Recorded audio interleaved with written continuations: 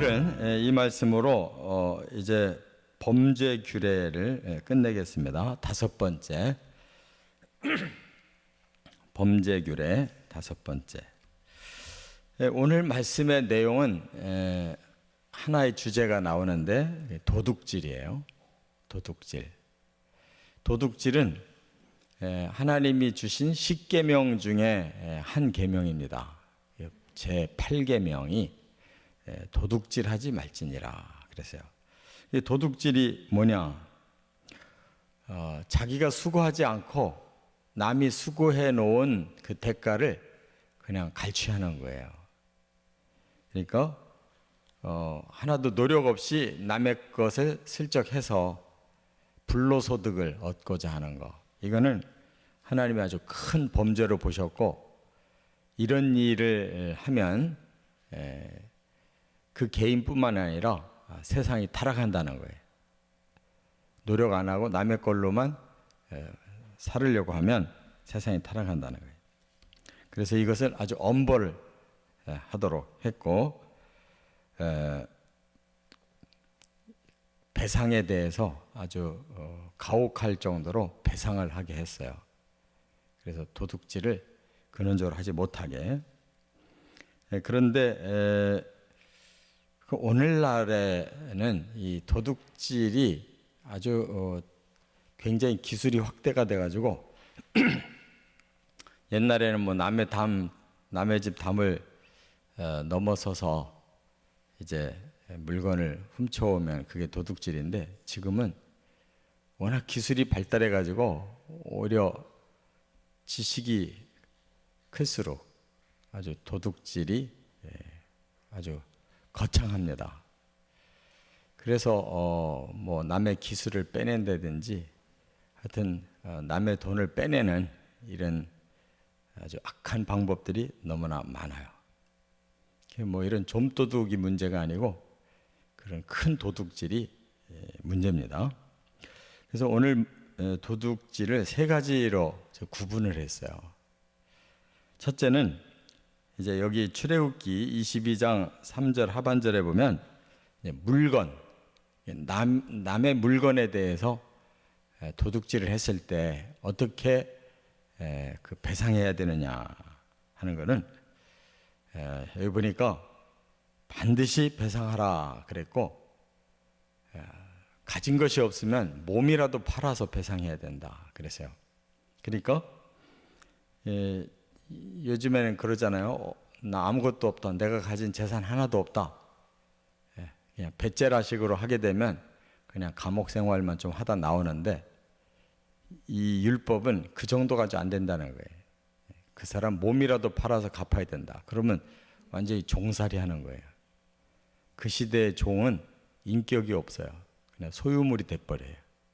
그러니까 남의 거 가지려다가 자기 자신이 남의 소유가 돼버리는, 그러니까 배상치고는 무서운 배상을 하게 해서 남의 것을 도둑질하지 않도록 이렇게 했어요.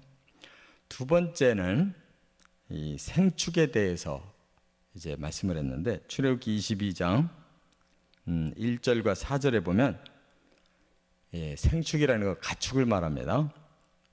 그 시대에는 이제 소나 양을 길러서 그걸 팔거나 또 그걸로 생활을 하고 하던 시대이기 때문에 이게 큰 재산이에요. 소나 양, 또 더구나 목축업을 하는 그 이스라엘 사람들에게는 아주 큰 재산인데, 그것을 도둑질했다. 그럴 경우에는 어떻게 그 배상을 해야 되느냐? 소나 양을 훔쳐가지고 자기가 아직 가지고 있으면, 그러니까 자기가 대신 기르고 있으면 남의 걸 슬쩍 해서, 그러면 2배로 갚으면 돼요. 그거에다가 하나를 더 보태서 2배로 갚으면 되는데, 범죄 의도가 더 강해가지고 이거를 팔아먹었다든지 잡아먹었다든지 이렇게 없어졌어요. 이미 그것이. 그러면 4배 내지 5배를 갚아야 돼요. 그런데 남의 양을 이렇게 손에 끼쳤을 때 4배로 갚는데 소를 손에 끼쳤다. 그럼 5배를 갚아요. 그러면 어마어마하게 가중되는 겁니다. 왜냐하면 소가 훨씬 비싼데 훨씬 비싼 소를 이렇게 훔쳐가지고 팔아먹었든지 잡아먹었든지 했을 때는 5배로 갚으려면 이건 완전히 거덜나는 거예요. 이걸 가중처벌이라고 그래요. 가중처벌. 왜 그러냐? 의도가 그만큼 악하고 손해를 그만큼 많이 끼쳤다. 그런 얘기예요. 양 훔쳐간 것보다 소 훔쳐가면 아주 큰 재산에 손실을 주죠. 그래서 그만큼의 가중처벌을 해요. 이것이 신약시대에도 나타나는데 누가복음 19장에 보면 그 삭개오라고 하는 세리장이 예수님을 만나죠. 자기가 먼저 내가 남의 거 늑탈한 게 있다면 내가 4배 내지 5배로 갚겠습니다. 이렇게 고백을 해요. 왜냐하면 그 당시에 세리들은 세금 걷는 일을 하는데 로마 총독부에다가 자기 백성들의 세금을 걷어서 바치는 사람이기 때문에 그 당시에 매국노로 취급을 받았을 뿐만 아니라 세금을 징수하는 사람들이 부정한 짓을 많이 저질렀기 때문에 이 세리장이 자기 자신이 그걸 고백해요. 내가 남의 거 이렇게 뺏은 거 슬쩍 훔친 게 있다면 4배 내지 5배로 갚겠습니다. 이게 바로 이 율법 요 기준에 의해 말씀한 거예요. 그러니까 4배 내지 5배로 갚으려면 기둥뿔이 뽑히는 겁니다. 소 1마리 훔쳤다가 소 5마리로 갚으려면 자기 가진 거 다 내놔야 되는 거예요.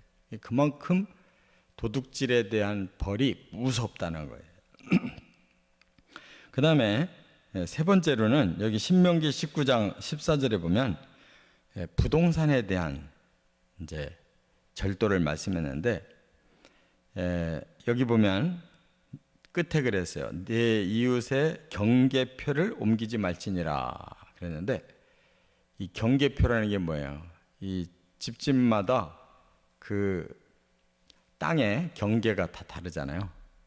이 과거에는 그냥 그 이웃 간에 이 돌을 가지고 돌을 이렇게 세워 놓으면 여기서부터 우리 집, 여기서부터 너희 집 이렇게 나눠 놓은 거예요. 그게 경계표 또는 지계석 이렇게 말하는데 그걸 살짝 옮겨 가지고 내 터를 넓혀 놨어요. 옆에 집 터를 줄였어요. 그럼 용서 못 하는 거예요. 왜 용서 못 하느냐? 이거는 개인 소유가 아니에요. 그러니까 하나님이 처음부터 땅은 하나님 것이고 너희들에게 임시로 빌려준다는 것이 하나님 생각이에요. 그래서 나중에는 다 하나님께로 이게 귀속돼야 되는 거예요.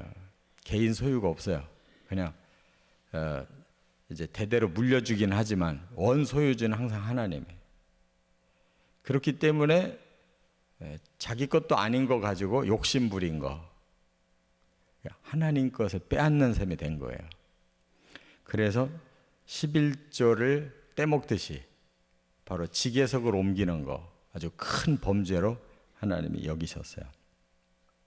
이렇게 사람이 욕심 때문에 남의 대가를 자기가 슬쩍 하는 거 이것이 큰 범죄고 이게 만연하면 사회가 타락하고 망하는 것입니다.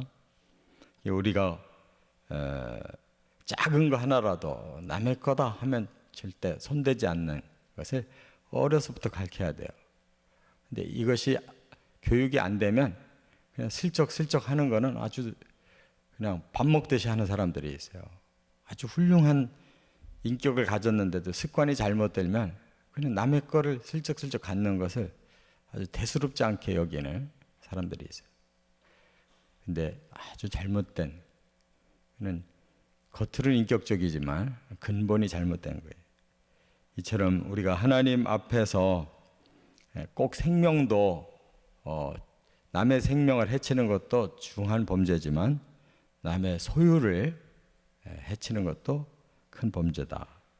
하나님의 말씀에 우리의 삶이 더 거룩하고 또 하나님의 뜻을 순종해 나가는 삶이 되시기를 주의 이름으로 축원합니다.